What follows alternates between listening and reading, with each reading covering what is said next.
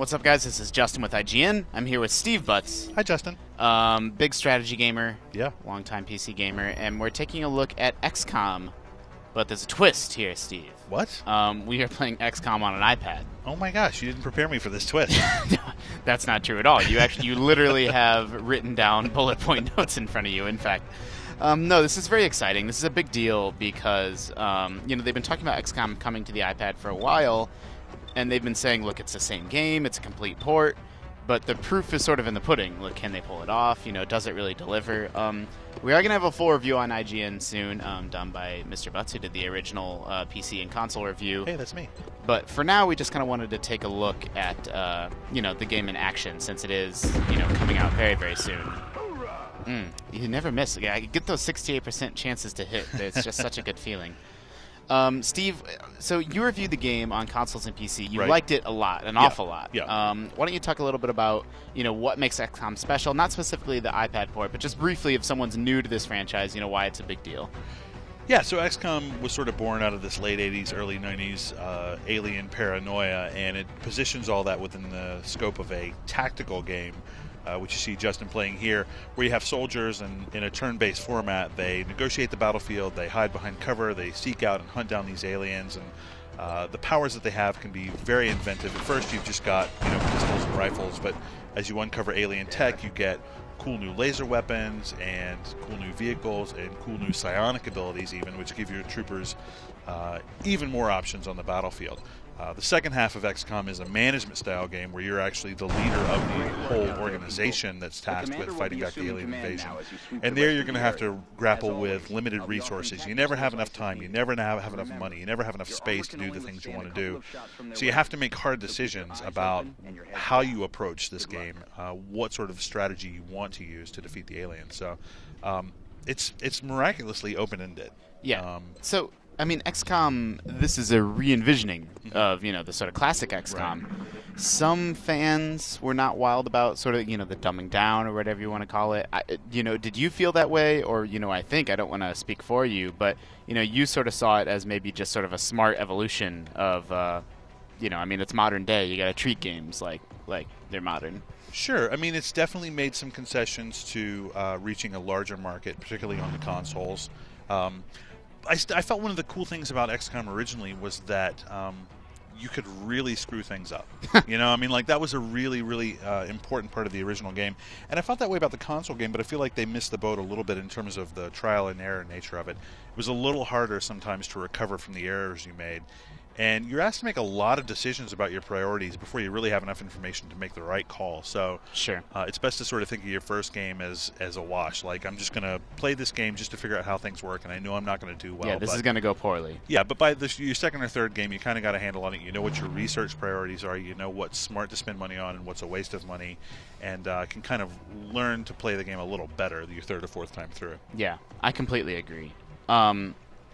So we're playing on an iPad here, and the first thing, this is obviously not the PC game on high settings, sure, right? Sure. Like, I think it looks fine. I think it looks serviceable. I think it looks competent. But these are not, incredibly generous adjectives, right? Right. When I look at the textures and when I look at some of the other stuff, just the environmental detail, I don't know that we've seen any of it here, but some of those effects, some of that stuff is just missing, and that's a concession that they had to do to get this working on the iPad. It's also worth pointing out that this is iPad only. I don't think that's for necessarily horsepower reasons. I think it's more like you need the big screen just for the tactical nature of the gameplay. Yeah, it's a real estate issue. There's so much going on the screen right now. And you're right, it's not a beautiful game like Infinity Blade or whatever, but look at all the things that are here, right? Yeah. They really have to sort of, not dumb it down necessarily, but they've got to manage a lot of different assets in this game, and I think it looks fantastic for what it is. Yeah, I don't disagree. I just think, I think 2K almost in some ways set themselves up for, they're like, no, this is exactly what you experienced on PC. So the moment that anything's missing or it's not running on ultra settings, people might be upset. But yeah, this is a good-looking game. We are playing on a touch screen, so let me talk about that a little bit. Selecting a unit is as simple as tapping on them. Tap, tap. You can also swipe down in the corner. Oh, look, Steve Butts is back. That's me. That's me. I'm cowering, just like I would in real life. No, you guys, I'll just hold things. I'll hold it down back here. Right. You go sneak ahead. I got these barrels. These barrels are covered. Whatever else happens, this barrel situation back here is under control. So you can swipe down in this corner to, swipe between your guys, or you can tap to sort of swipe, to choose different units. And that's sort of the theme. I'm very early. This is a second mission, so I don't know too much how I'm going to feel about the controls long term. But my immediate reaction is they really give you a couple ways to do anything. Like, I've selected Steve Butts, and I can tap where I want him to move. So I tapped there, and then he's going to move there. Or I can drag where I want him to move, and then once he's there, I can double tap to have him move there. So double tap like that, and he'll just move. Or there is that move button if you are really paying attention. Let me move Steve again. And so now there's a move button down in the corner, and I can tap that to have him move. So really most options, depending on which style of sort of touchscreen gamer you are, you sort of have it at your disposal. You can, something that's a little bit not quite as refined is sort of the camera controls. So I can pinch to zoom, but you only get the 2 levels. You're either here or you're here. Oh, right. And I think, is that the same as the PC game, or could you add a lot of fine grain sort of control over it? I don't remember for sure. Not that much. And you also, you're supposed to be able to, you're not going to be able to see this on the video, but what I'm trying to do is rotate my fingers to rotate the camera. There it goes. There you go. It's a little tricky, it seems like. And it often just doesn't seem to register. You can get it to work. It's not like it's impossible, but it's not as responsive as, the tapping controls and all that stuff feel fine. You can swipe 2 fingers up and down to move between different levels of the environment if you want somebody, moved up to your roof, for example. Other than that, this is XCOM. Well, this is one of those games from 2012, like Hotline Miami or FTL, where we saw it on the PC and said, this should absolutely be on tablets. This is exactly the right sort of game for that platform. Yep. So it's good to see this finally coming to fruition here. Who did I leave out in the open? I think it was Damon Hatfield. Ooh. Damon. I got that crate held down, though. That crate is totally safe. Don't worry about it. I got your back. So this is a direct port of the PC game. I really want to emphasize that.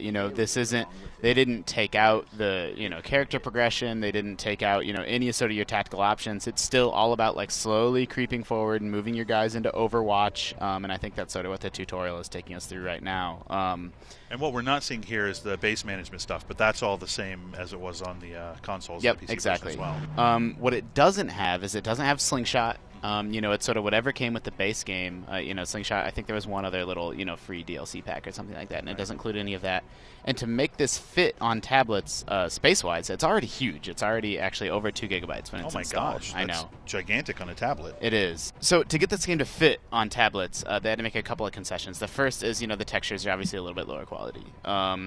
It doesn't include Slingshot. It doesn't include Second Wave. Some of those other add-ons that came out. This is sort of the base XCOM that you got if you if you first sort of downloaded the game. But the big thing that it excludes is just the pool of maps is smaller. Mm-hmm. So the base XCOM came with, I don't know the exact number. I think it came with something like 80 maps. And then when you would choose a mission, you would dive into a map and you wouldn't know which one you were going to get. It pulled one from the pool and gave it to you. Right. This time around, there's just a smaller pool. And what 2K told me is there's still a big enough pool of maps that you'll never see the same one in a campaign. Unless you grind, unless you do some of that, you might start to get repeats. So hopefully that map issue won't be a major issue, but, it is something to keep in mind. So we are going to have a full review of XCOM that'll answer those sorts of questions. And, Steve, you're going to sort of figure out whether the controls do or don't work for you. Right. But, again, we didn't want to waste any time sort of letting people know that XCOM is coming to iPad this week. So far, I'm impressed. Yeah, if you liked it on the PC or the console, there's no reason that you won't like this version as well. I mean, like you said, the textures are a little, well, let's not say a little. They're a lot rest down.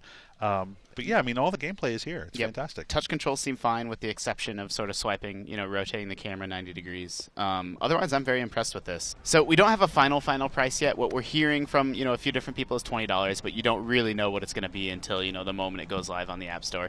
$19.99, that's a bold price. It's a $40 PC game, right? So anybody that's too upset with that needs to kind of check themselves. I think people are used to, they want it to be $5. They want tablet games to be very cheap. We are hearing $20 on this, but we'll see, tomorrow when the game goes live. But yeah, that's sort of a quick look at what 2K, and the port was done by 2K China, what those guys have been, the wizards over there have been sort of shrinking down iPad onto the tablet.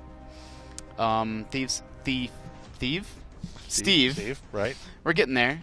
Steve, thank you for taking a look at XCOM on the iPad with me. Thank you, Justin. Everyone at home, thank you for tuning in. We're always kind of spotlighting the newest, hottest mobile games on IGN, so make sure you're keeping it locked to youtube.com/IGN Mobile Games and IGN.com/wireless.